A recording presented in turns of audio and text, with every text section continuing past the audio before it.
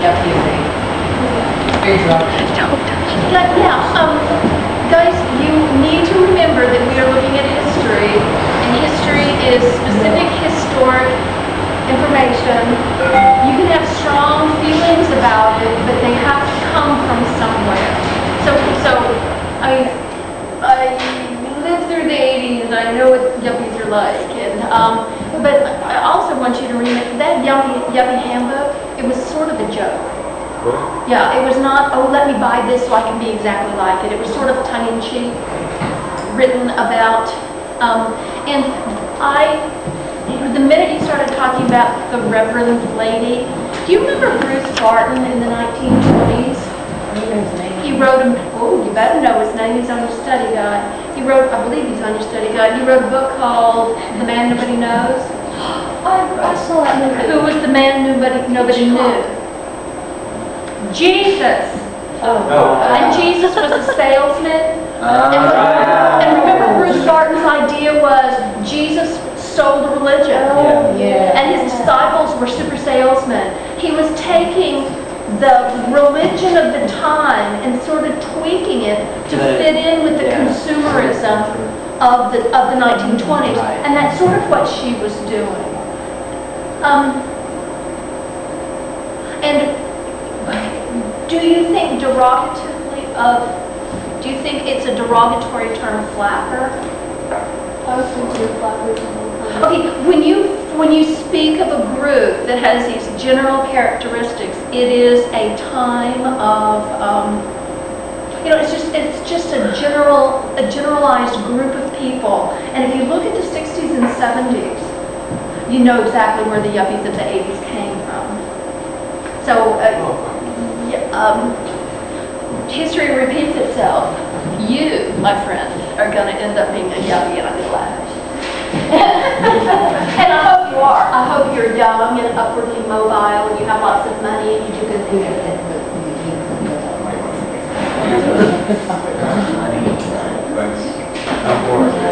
So I did mine. I'll change law. So I did mine on the Persian Gulf War 1991 Operation Desert Storm. So on August 2nd, 1990, Iraq invades Kuwait because of Saddam Hussein. He accused of Kuwait of falsely accused them of slam drilling oil in their fields, of their Mali oil fields. And there was an oil production in Kuwait which drastically impacted the economy in Iraq. Because as Kuwait raised their, as Iraq raised their oil prices, they tried to raise their oil prices through OPEC productions, but Kuwait raised their production and thus lowered their prices, so more countries would buy oil in Kuwait rather than Iraq. So basically Kuwait was trying to antagonize Iraq in this part. So there's an overproduction of oil in Kuwait and false accusations that Saddam Hussein led to Kuwait about stealing their oil from their oil reserves. And Saddam wanted to expand Iraqi power invasions because he thought that the Kuwait was broken off as an imperialist British nation, and that he wanted to control its territory so he can make it part of Iraq and also to control the Persian Gulf and to make it a good trade outlet, because he only has like a tiny, before he annexed Kuwait, he had a tiny trademark in the Persian Gulf, but if he invaded Kuwait, then he would get the whole entire trade outlet.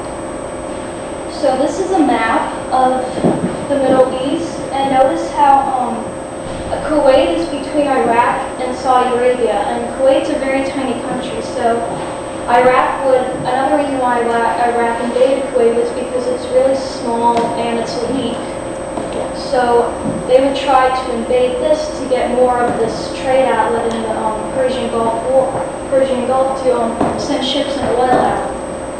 And Saudi Arabia happens to be one of the places with the largest oil supply. So later they would make plans to invade Saudi Arabia, but they were stopped by the U.S. So Operation Desert Shield was established to protect Saudi Arabia from its oil fields. The U.S. deployed troops in Saudi Arabia to protect their oil fields because that's what they thought they would do. And the U.S. demands Iraq to withdraw from Kuwait. But since Sudan refuses to do that, so they cut off all bandwidth trade. They ban all trade from to Iraq. And so as a result, Sudan annexes Kuwait and makes it their country. In the end, they do get liberated though by other countries. But basically, Operation Desert Shield was to shield Saudi Arabia from being attacked by Iraq. So why did the U.S. intervene in this? Because and oil was an important thing to trade back then, and they wanted to help their economy. And they were friends with Saudi Arabia. They had a good relationship with them. So they were allies with them, and they wanted to help them out to defend their country from Iraq. And they were concerned about human rights violations in Iraq because they opposed Iraq's Red Giant. The U.S. did, and they wanted to. They were against their hostility towards Israel and their military forces. So because Hussein was a really evil dictator, so they were against him as well. And they also feared about the development of nuclear weapons that Sudan might make there, and they were afraid that they would cause a bigger war with the development of these nuclear weapons. So Operation Desert Storm was established under this guy. Well, it began on January 18, 1991, under the leadership of General H. Norman Schwarzkopf, this guy, and this plan was to oust Iraq from Kuwait, to get Iraqi troops out of Kuwait. So they established, the UN and the U.S. established a coalition force of 34 nations to defend, to also oppose Iraqi's dictator and regime.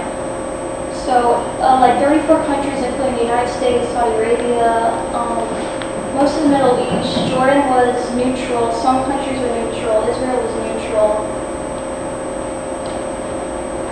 And there were the three main battles that happened were aerial bombing, so air wars, sea wars, and ground wars. And this is an aerial view of the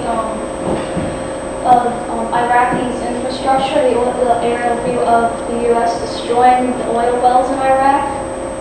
And this is some of the warfare they used, like Scud missiles and F-117As, airplanes. So, and the Scud missiles were launched in Israel and Saudi Arabia, but they're launched in Israel to try to because Saddam Hussein thought if Israel was in the war, then the Arab nations would fight with them.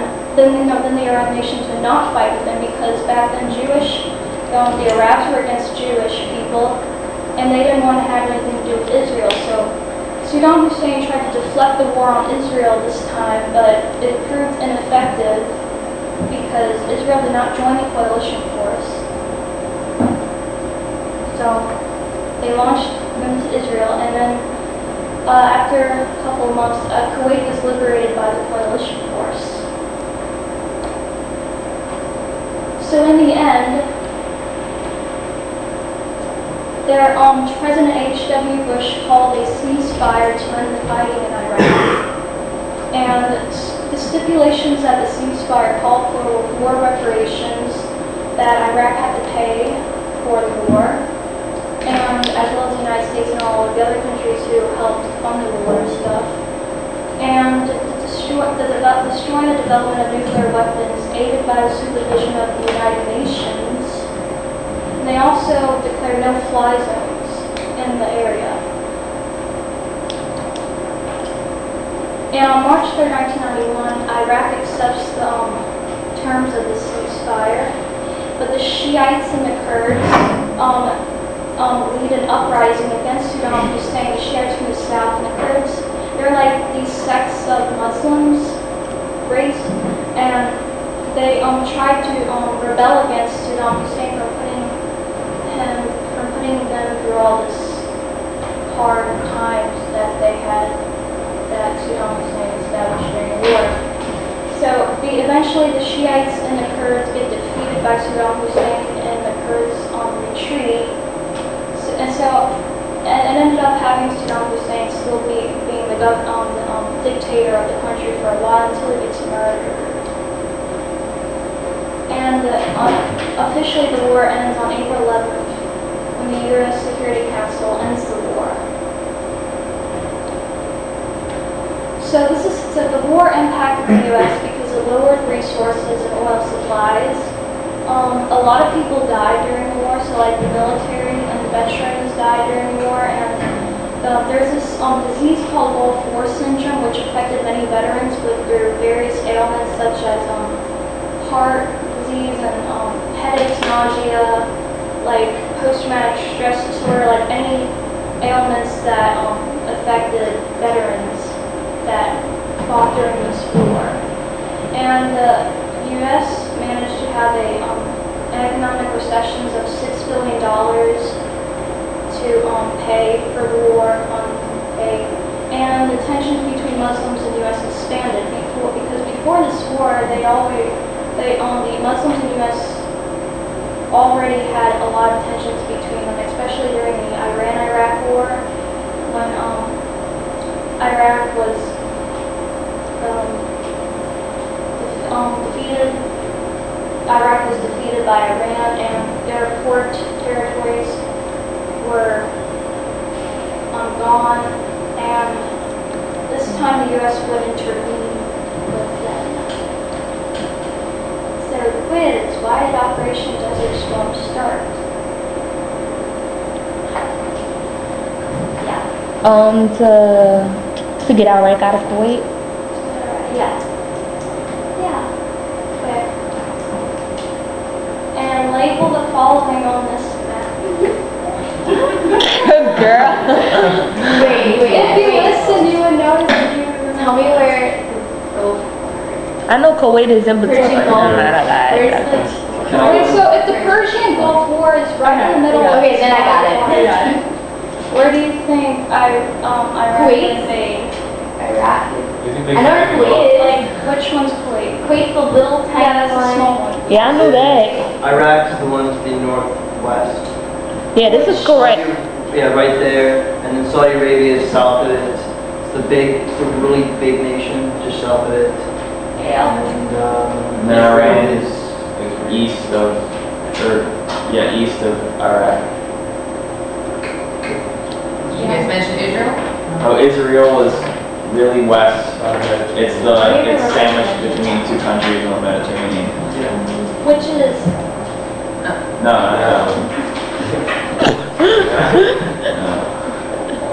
the body to the left. No. To the left. The body of water. To the left. In the middle left. Cameron, go point to Israel. And Lebanon. Yeah. Didn't know that would be a question. I don't like the way Egypt. Questions for, come sit down. Questions for Ava. Oh, yeah.